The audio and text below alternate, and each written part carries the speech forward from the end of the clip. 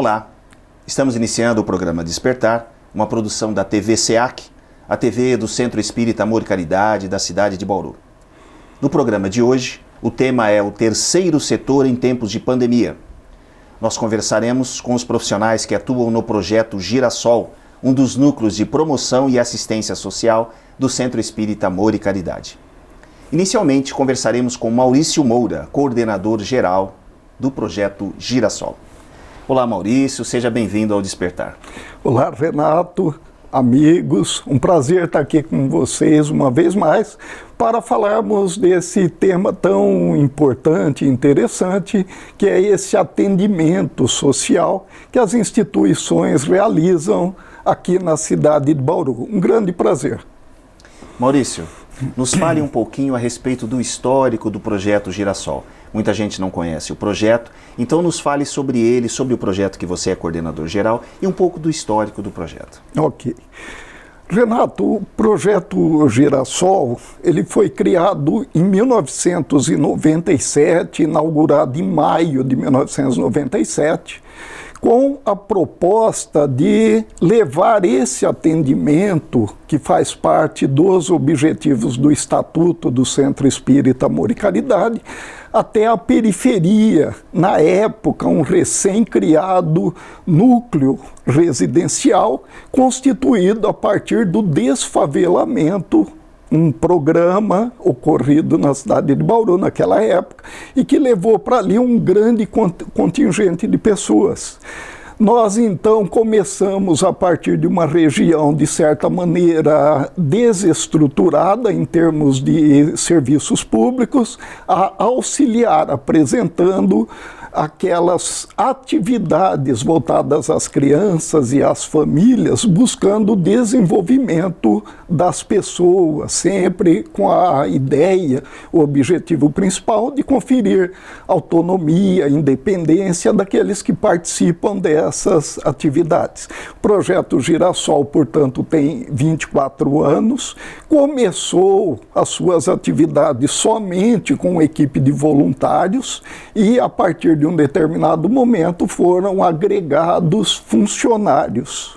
Hoje, o trabalho é realizado quase que integralmente por funcionários e alguns voluntários a partir de parcerias que são realizadas tanto com a instituição pública quanto organizações privadas. É evidente que temos também voluntários que são indivíduos que se cadastraram, se ofereceram para trabalhar conosco, mas esses hoje já são em menor número.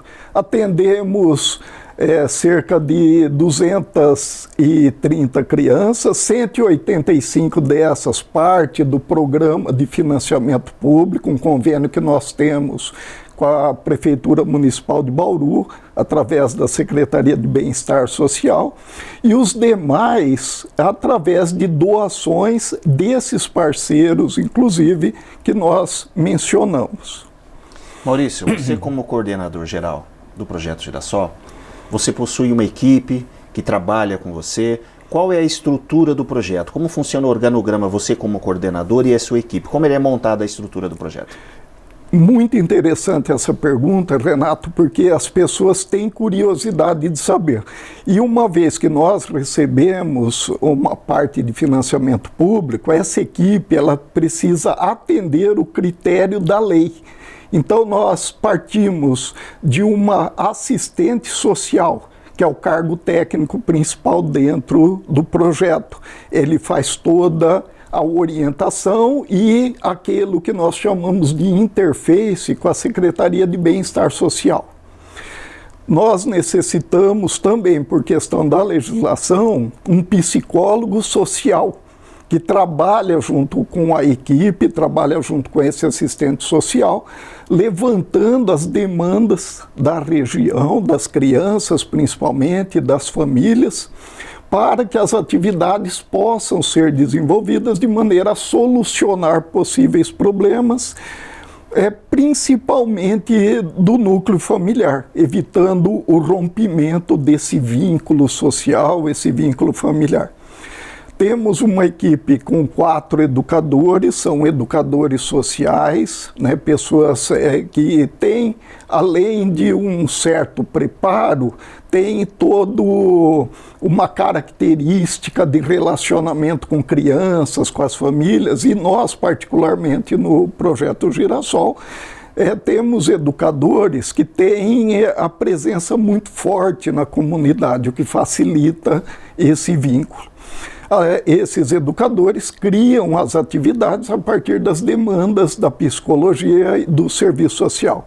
Temos ainda auxiliar de serviço geral, que cuida de toda a manutenção, a limpeza, cozinheiro e auxiliar de cozinha, e um assistente administrativo, porque a quantidade de documentos e de relatórios que são necessários principalmente ao serviço público e ao SEAC, dando a clareza, né, de onde estão sendo investidos os recursos, quais são os resultados que nós estamos alcançando, é muito importante e gera muito documento.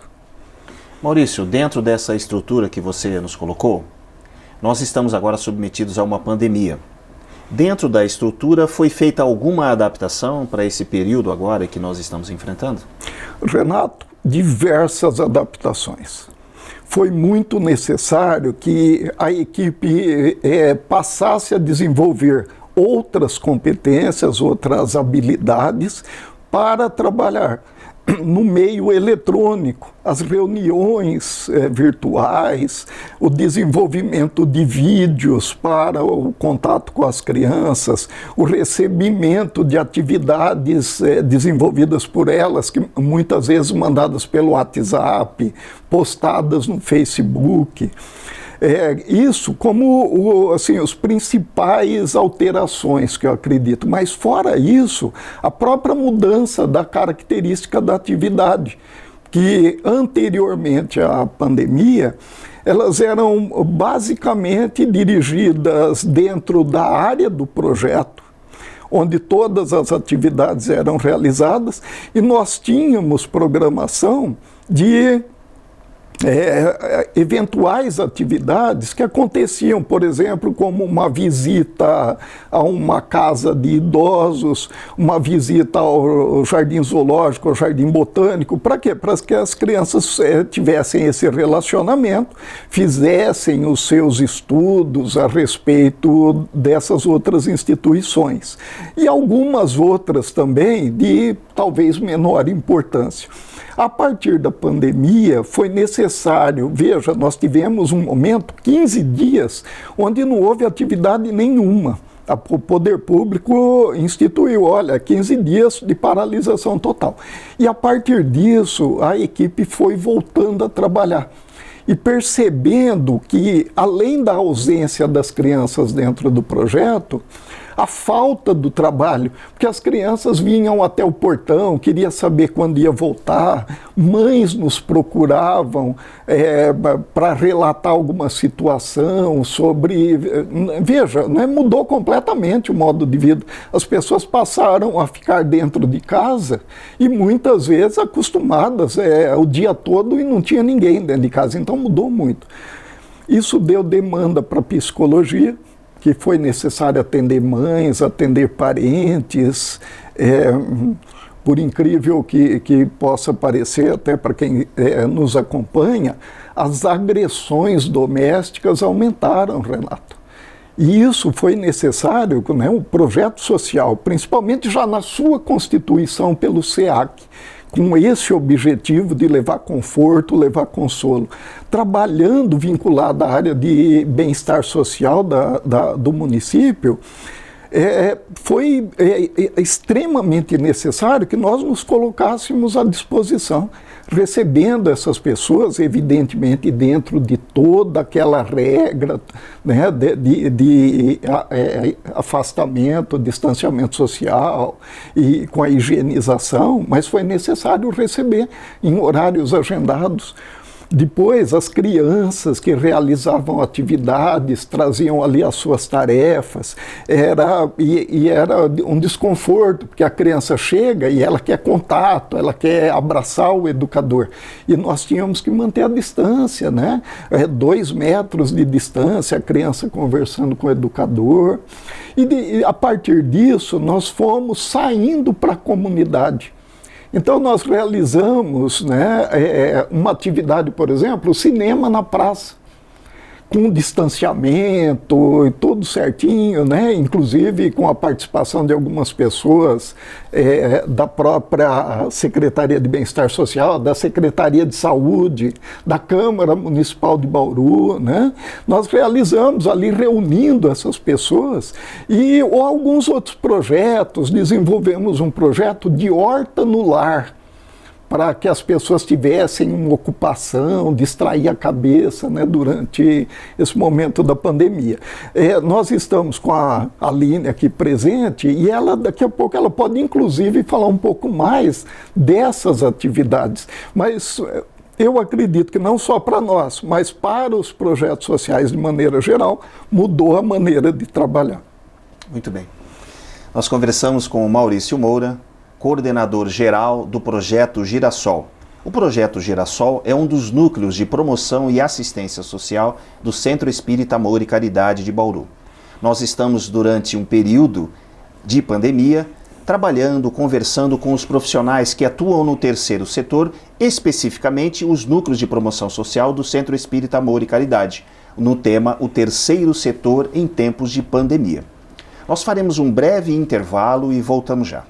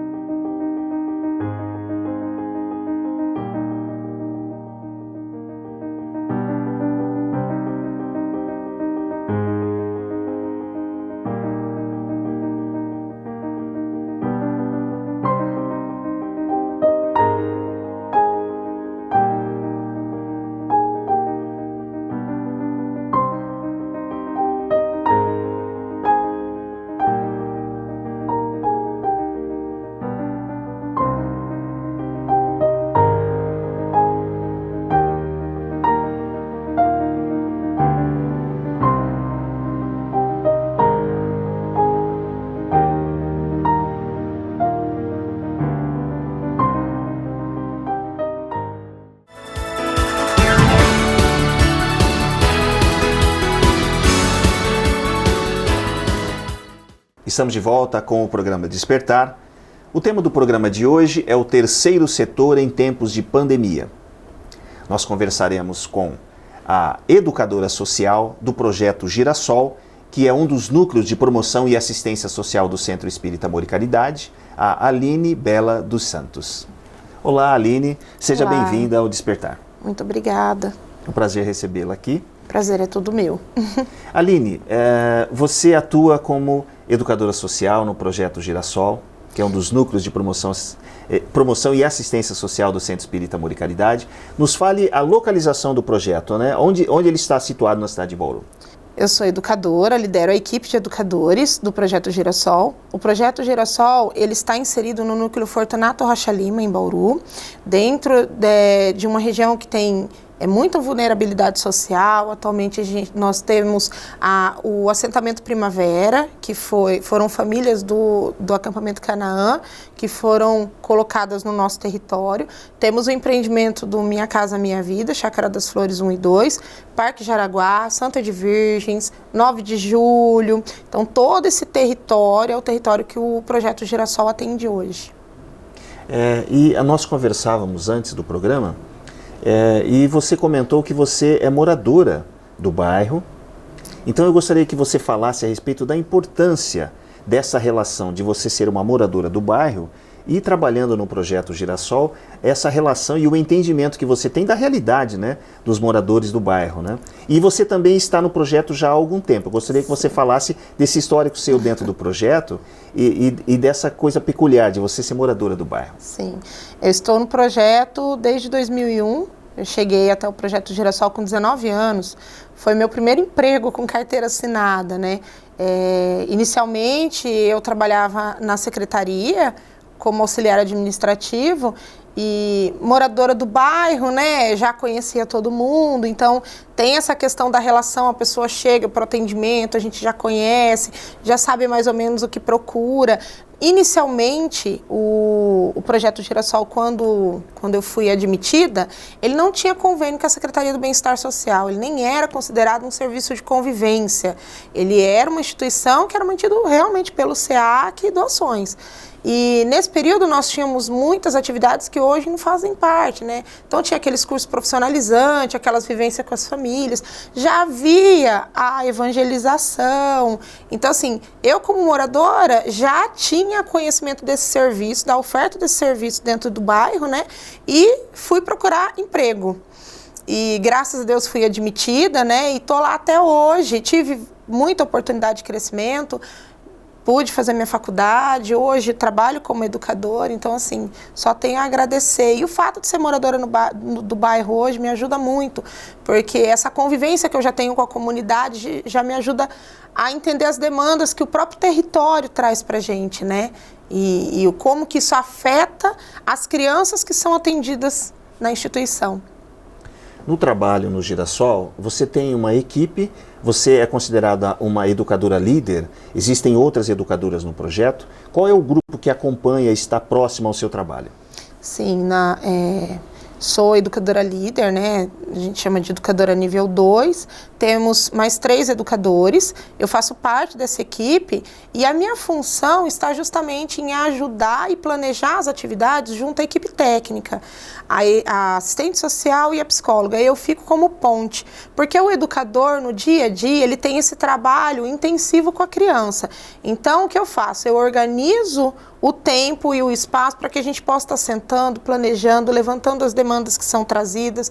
Então, eu estou sempre em contato com a equipe técnica. A minha função enquanto líder é ter esse contato com a equipe técnica e trazer isso para a equipe de educadores. Então, nós planejamos, nós vemos dentro da nossa rotina como que nós vamos encaixar alguns temas que vêm, né, os temas que vêm das SEBs, ou até mesmo alguma demanda que é trazida pela assistência social ou pela psicologia, né?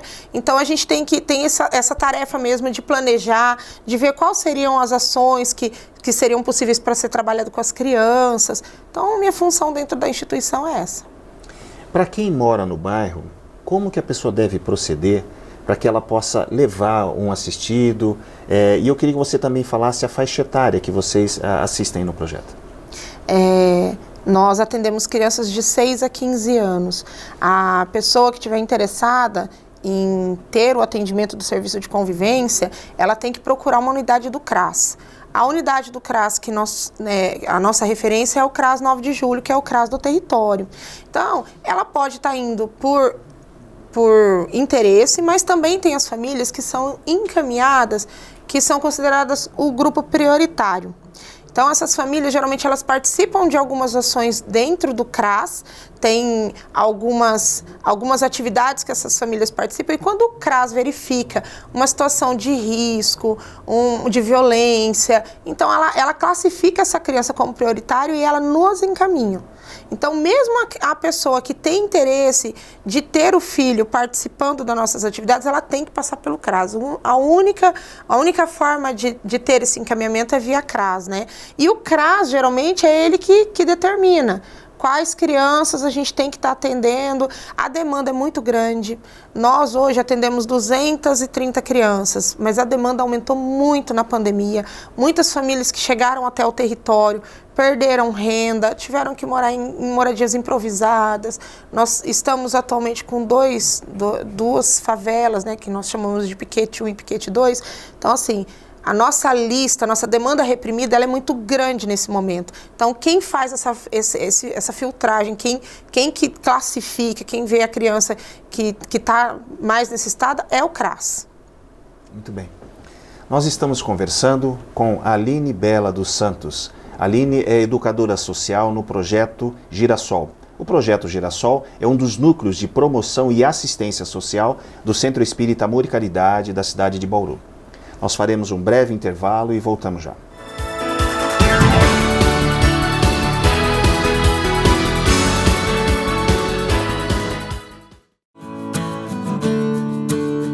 No Bazar SEAC você encontra variedades em roupas, calçados, acessórios, eletrodomésticos, cama, mesa e banho, novos e usados.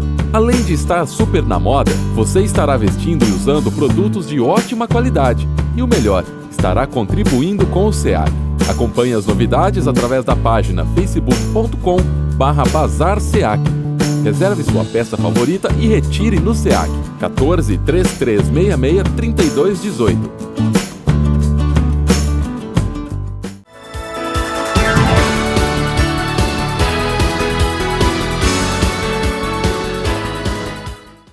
Olá, estamos de volta com o programa Despertar, no tema O Terceiro Setor em Tempos de Pandemia. Estamos conversando hoje com a equipe de trabalho do Projeto Girassol. O Projeto Girassol é um dos núcleos de promoção e assistência social do Centro Espírita Amor e Caridade de Bauru. Nós estamos aqui conversando com a educadora social do projeto, Aline Bela dos Santos. Aline, nós conversávamos a respeito da triagem que muitas crianças têm que ser submetidas quando os pais a levam, né, para que elas possam ser assistidas no Projeto Girassol, e você comentava que elas inicialmente passam pelo CRAS, que é o Centro de Referência em Assistência Social. Sim. Como funciona essa triagem, Aline? Sim, as crianças, muitas vezes as famílias participam de outros serviços ou são encaminhadas por outros atendimentos dentro da rede SUAS, que é o Sistema Único de Assistência Social. O CRAS, ele está localizado no território, então os CRAS, eles têm essa característica de estar no território. Então, famílias que são beneficiadas pelo Bolsa Família e outras transferências de renda. Tem também casos de criança em situação de acolhimento. Então, essas crianças muitas vezes são encaminhadas porque quando a família ela busca reintegrar essa criança ao convívio familiar, né, porque tirar do abrigo, devolver para o vínculo familiar, aí o juiz ele exige que a criança participe do serviço de convivência, porque o serviço de convivência ele também é uma forma, ele tem um trabalho preventivo nessas violações de direito, né? A criança que é submetida à violência doméstica, a maus tratos. Então, ela participando desse serviço, ela também, nós também colaboramos para esse monitoramento. Tanto que a parte técnica do serviço de convivência, ela tem que prestar contas para o CRAS, serviço de referência, né, sobre esse atendimento. Então, por exemplo, se alguma criança, ela simplesmente deixa de frequentar o serviço e ela faz parte do grupo prioritário, então a gente tem que fazer esse monitoramento, a gente tem que fazer um acompanhamento também junto com a família. Aline, nos fale a respeito de todo o trabalho que foi feito de adaptação do projeto em tempos de pandemia. Como foi feita essa adaptação? Vocês montaram algum comitê, alguma forma de poder gerir esse processo? Bom, primeiro eu gostaria de esclarecer que os impactos da pandemia, eles não afetaram somente as nossas famílias, mas a nossa equipe toda, porque nós precisamos, além de nos reinventar, além de desenvolver novas habilidades, nós precisamos também sentar e a gente teve que se fortalecer, porque o serviço de convivência, a gente fala que a convivência é o meio e o vínculo é resultado. Então, você imagina você não ter essa criança ali, você ter totalmente a sua rotina de trabalho, né, alterada, teve toda aquela questão do medo, do distanciamento social, da incerteza, é uma pandemia sem precedentes. Então, para nós que somos a equipe que está diretamente ligada às crianças e a gente sabia os riscos que esse profissional corre, porque como que você vai estar trabalhando o distanciamento, como que você vai estar trabalhando os protocolos de biossegurança, quando você tem uma quantidade enorme de pessoas que você, né, é responsável. Os grupos que a nossa equipe de educadores atende, eles têm cerca de quase 30 crianças. Então, para o educador é um risco muito grande, diferente de outros profissionais, né, que não têm essa função. Então, quando nós percebemos que a quarentena ela não duraria apenas 40 dias, foi necessário a criação de um grupo de estudos. Nós criamos um grupo que chamamos de gestão de crise, e aí nós envolvemos a equipe toda, as técnicas de referência, né, a psicóloga, assistente social, os educadores, até os funcionários da cozinha, da limpeza, e nós começamos a mapear esses impactos e ver o que realmente, quais seriam as demandas que essa pandemia traria para a gente. Não é fácil, porque uma demanda comum de uma rotina num serviço, geralmente é uma criança que ela tem problema de sociabilidade, mas a pandemia nos trouxe outras demandas, né? Então, esse grupo de gestão, nós fizemos estudos de traumas, quais seriam os possíveis traumas que essas crianças desenvolveriam. Nós já começamos a sentir impactos nas famílias, o fato das crianças não poderem estar dentro do projeto dificultou muito esse olhar, esse cuidado, até mesmo essa relação para que a gente pudesse passar para a equipe técnica como que estava o cuidado com essa criança, porque nós não tínhamos mais contato com eles. Então, o contato passou a ser só com a família. E aí a nossa equipe, dentro desse grupo, nós planejamos atividades e ações para trabalhar o convívio, o vínculo familiar. Então, como trabalhar dentro dessa família, né? Nós não nos apoiamos em tecnologia, não tinha como. Muitas famílias não têm tecnologia, não têm internet, não têm um smartphone de qualidade. Então, não tinha como ficar apenas com a atividade remota. A atividade remota em si, ela não faz o trabalho do serviço de convivência, ela não vai trabalhar nem a convivência e nem estabelecer um vínculo. Ela é apenas uma ocupação do tempo. Então, nós vimos que a atividade remota, ela era só utilizada como uma sondagem. Então, a criança vinha para retirar a atividade e ali a gente já pegava, conversava, via como que estava a situação em casa, vimos a necessidade de criar um grupo com os adolescentes, e aí nós fizemos chamadas de vídeo, reunião online, fizemos dinâmica, sorteios, e ali identificamos um sofrimento. Eles estavam participando muito de questões familiares. Então, por exemplo, o pai e a mãe perderam o emprego. Então, a criança ela já estava se culpando por não poder contribuir. Então, pai e mãe brigando muito. Teve criança que relatou nesses encontros virtuais que os pais estavam brigando, que eles presenciaram situações onde o pai e a mãe falaram em separação. Então, a gente já começou a pensar e planejar atividades para trazer essa criança mais próxima, para que a gente pudesse acompanhar. Porque não tem como, você não está dentro da casa, você não está junto com a família para poder mediar. Então, como fortalecer essa criança, como fortalecer o emocional, né, da criança para que ela consiga superar essa situação. E com os menores, as atividades, o resgate de jogos e brincadeiras. Porque os jogos, búrica, peão, elástico, brincadeira de dama, isso tudo não precisa de tecnologia. Isso traz para a família, porque às vezes a avó, o pai, ele vai ver aquele brinquedo e ele ia querer participar. Então, de alguma forma, nós estávamos estreitando esse laço, porque as famílias, eles também estavam sofrendo. A gente não pode ter um olhar voltado só para a criança. O pai e a mãe que perdeu o emprego, eles estavam eles estavam passando por traumas seríssimos, assim, de não ter o que comer, de, por exemplo, o pai que não tinha condição de manter a casa, aluguel. Então, isso estava afetando a relação familiar. E como que você vai fazer isso quando você deixa as crianças dentro de casa, a família dentro de casa? Você não pode sair, você tem que dar alimento para essa criança, você tem que garantir o teto, né, pagar as contas da casa, e você está sem emprego.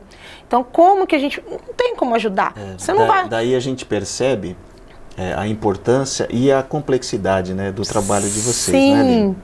Aline, gostaria de agradecer imensamente a sua presença aqui hoje no Despertar. Nós conversamos hoje com a Aline Bela dos Santos, que é educadora social do Projeto Girassol, e também com Maurício Moura, coordenador geral do projeto. Agradecemos a você pela audiência e até a próxima.